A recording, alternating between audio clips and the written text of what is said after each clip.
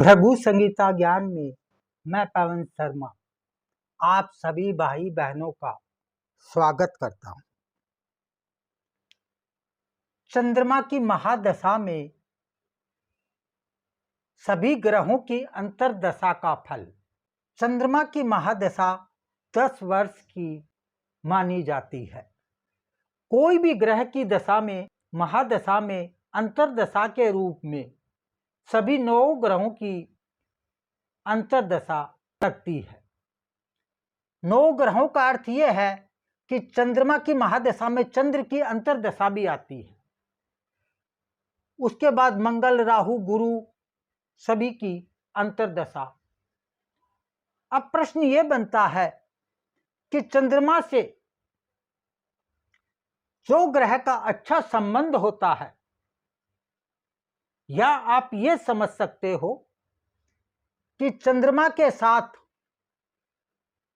मित्र ग्रह जो होता है उसकी अंतर्दशा में ज्यादातर अच्छा फल ही वह ग्रह उसको प्रदान करता है। लेकिन अगर वह ग्रह जिसकी अंतर्दशा है वह ग्रह अगर नीच का ना हो या शत्रु राशि में कुंडली में आपके ना विराजमान हो तो ही वह अच्छा फल देता है। अगर आपकी कुंडली में जिसकी अंतर्दशा चल रही है वह ग्रह अगर आपकी कुंडली में कहीं भी नीच राशि में विराजमान है या शत्रु राशि के भाव में विराजमान है तो अच्छा फल की मात्रा घट जाती है। चंद्रमा का शत्रु राहु और केतु होते हैं। चंद्रमा के मित्र ग्रह सूर्य, गुरु और शुक्र माने जाते हैं। चंद्रमा के समग्रह बुध, शनि और मंगल है। समग्रह का यह अर्थ हुआ यह अपने ना ज्यादा नुकसान करेंगे ना ज्यादा लाभ देंगे। चंद्रमा उच्च राशि वृषभ राशि जो होती है 2 नंबर राशि, उसे हम वृषभ राशि कहते हैं, वहां उच्च का माना जाता है।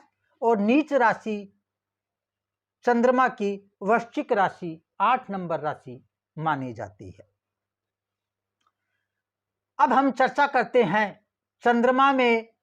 चंद्रमा की महादशा में चंद्रमा की अंतर्दशा 10 मास की। प्यारे भाइयों, किसी भी जातक को कोई भी महादशा लगी हो तो वह अपनी कुंडली में देखकर यह पता कर सकता है कि वह दशा का समय जो है वह उसके लिए किस प्रकार का होगा, अच्छा होगा या बुरा।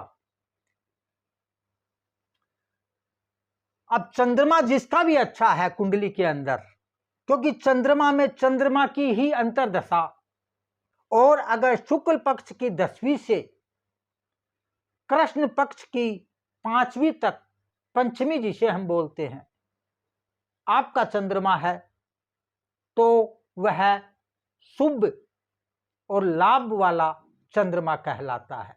के बाद अपना भाव बदल देते हैं। चंद्रमा जो है वो एक राशि में 2.25 दिन तक विराजमान रहते हैं, उसके बाद अगली राशि में वो चले जाते हैं। चंद्रमा उच्च राशि का हो या भाग्येश के साथ हो। अब भाग्येश का अर्थ क्या है कि 9वें भाव में जो भी राशि आएगी, आपकी कुंडली में 9वें भाव में जो राशि आएगी उसका स्वामी जो होगा वह अगर आपका चंद्रमा के साथ विराजमान है तो बहुत भाग्य को आगे बढ़ाने का कार्य चंद्रमा करते हैं। यह आप पक्का योग है, आप समझ सकते हो, अपनी कुंडली में आप देख सकते हो। चंद्रदेव आपकी कुंडली में जिस वक्त चंद्र की अंतर्दशा चल रही हो, इस पीरियड में 10 मास के अंदर चंद्रमा की महादशा में और चंद्र की अंतर्दशा चल रही हो, उस पीरियड में अगर पंचम भाव में, प्रथम भाव में, पंचम भाव में, 9वें भाव में और 11वें भाव में अगर विराजमान है, जिसे हम लाभ का भाव बोलते हैं, तो चंद्रमा आपको अच्छे फल प्रदान करता है, अर्थात भाग्येश को जगाता है, सौभाग्य में वृद्धि करता है, राज्य से सम्मान को प्राप्ति करवाता है, घर क्षेत्र में विजय दिलवाता है, और ये समझो आप हर प्रकार के सुख आपको चंद्रदेव अपनी पीरियड में देते हैं। अगर चंद्रमा नीच राशि में विराजमान हो,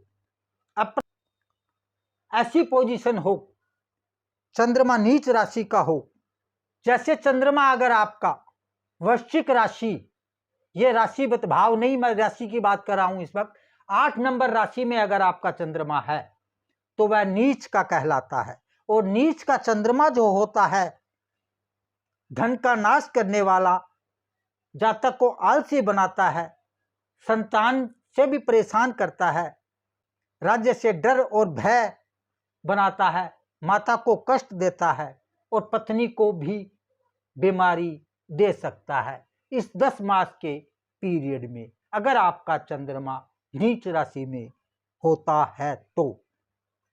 इसके बाद हम चलते हैं चंद्रमा की महादशा में मंगल की अंतरदशा। मंगल की अंतरदशा जो है वो 7 मास की होती है। अब 7 मास में 7 महीने के लिए आपकी कुंडली में अगर मंगल देव 1, 4, 5, 7 और 9 और ये 10, चारों भावों में अगर मंगल यहां विराजमान है, या फिर पंचम में और नवम भाव में विराजमान हो आपका मंगल, तो भावों के हिसाब से यह अच्छा फल देता है। लेकिन अगर एक चीज आप और याद रखिए, अगर मंगल उच्च राशि का हो या अपनी राशि में विराजमान हो, उच्च राशि मंगल की मकर राशि होती है 10 नंबर राशि, और अपनी राशि इसकी होती है मेष। मेष का मंगल आपकी कुंडली में हो, या मकर का मंगल आपकी कुंडली में हो, या वृश्चिक का मंगल भी आपकी कुंडली में अगर है, तो आपको अच्छा फल देता है। अगर उच्च का मंगल आपकी कुंडली में है तो सुख की प्राप्ति, धन का लाभ होता है, सौभाग्य में वृद्धि, राज्य से सम्मान की प्राप्ति मंगल देव आपको करवा सकते हैं। प्लस मंगल भूमि पुत्र कहलाता है, इसीलिए जमीन जायदाद इन कार्यों में भी मंगल देव आपको अगर उच्च राशि में विराजमान है तो अच्छा फल ही प्रदान करते हैं। लेकिन अगर मंगल देव आपके 6ठे भाव में विराजमान हो, अष्टम भाव में विराजमान हो, और द्वादश 12वें भाव में अगर मंगल देव आपके विराजमान है कुंडली में इस 7 मास के पीरियड में, तो आपके लिए वह नुकसानदायक आपको फल दे सकते हैं। जैसे घर क्षेत्र आदि में हानि हो सकती है, कोई भी केस मुकदमा, कोर्ट में कोई कचहरी में कोई केस चल रहा हो, ऐसी कोई पोजीशन अगर होती है तो उसमें भी आपको मंगल देव नीच के होंगे तो नुकसान दे सकते हैं, कष्ट दे सकते हैं, वियोग भी देते हैं मंगल देव। मंगल देव वियोग का माहौल भी बनाते हैं। वो एक अलग चीज है कि मंगल की कितनी डिग्री है। अगर मंगल आपका नीच का बैठा है और उसमें पावर नहीं है तो वो नुकसान भी उतना कम ही कर पाएगा। अगर मंगल देव नीच का बैठा है और पावरफुल बैठा है तो नुकसान आपके लिए मंगल देव ज्यादा करेंगे। ये आप याद रख सकते हो और ये पक्की रिपोर्ट है, इसमें कोई फर्क नहीं है। मैं आपको जो भी बताता हूं वो प्रैक्टिकल कुंडलियों का अध्ययन करने के बाद ये चीजें हम खोज के लाते हैं, उसके बाद हम आपको पहुंचाते हैं आप तक। तो इसमें किसी प्रकार की आप शंका करने की आवश्यकता नहीं है, ये आप याद रख सकते हो। चंद्र की महादशा में राहु का अंतर 1 वर्ष 6 मास, यह पीरियड जो होता है इसमें आपकी कुंडली पर राहु का अधिकार हो जाता है और राहु अपने अधिकार के हिसाब से ही आपको फल देता है। राहु का अर्थ यह है राहु, राह को मारने वाला, किसी भी कार्य को कमजोर करने वाला, बनते हुए कार्य को बिगाड़ने वाला, उसे ही हम राहु के नाम से जानते हैं। राहु अगर आपका उच्च राशि राहु की वृषभ राशि और मिथुन राशि में राहु उच्च का होता है, अगर आपकी कुंडली में मिथुन का राहु हो या वृषभ का राहु हो तो वह आपको अच्छा फल प्रदान करता है। अब राहु के कार्य क्या है? नशे की जितने भी वस्तुएं समाज में होती है सभी पे राहु का अधिकार माना जाता है और यह कार्य आप करते हो तो आपका अगर उच्च का राहु है तो आपको अच्छा फल प्रदान करता है। अगर इन चारों भाव में राहु विराजमान है और नवम भाव में भी राहु विराजमान है तो यह राहु आपके लिए शत्रु से पीड़ा, भय, चोरी का भय, सर्प का भय व राज्य से भय का योग बनाता है, मित्र की हानि करवाता है, अपमान, दुख, संताप का योग राहु देव बनाते हैं तो वह आपके लिए नुकसानदायक ही माने जाएंगे। अपने पीरियड में 1 वर्ष 6 मास के लिए राहु अगर चंद्र की महादशा में है और आपका राहु नीच का है तो आपको बड़ी परेशानी हो सकती है। लेकिन अगर राहु 11वें भाव में विराजमान हो और मित्र की राशि हो या फिर मित्र की राशि ना भी हो, अकेला राहु अगर 11वें भाव में आपके अर्थात लाभ भाव बोलते हैं हम इसे, यहाँ विराजमान है तो आपको अच्छे फल प्रदान करता है।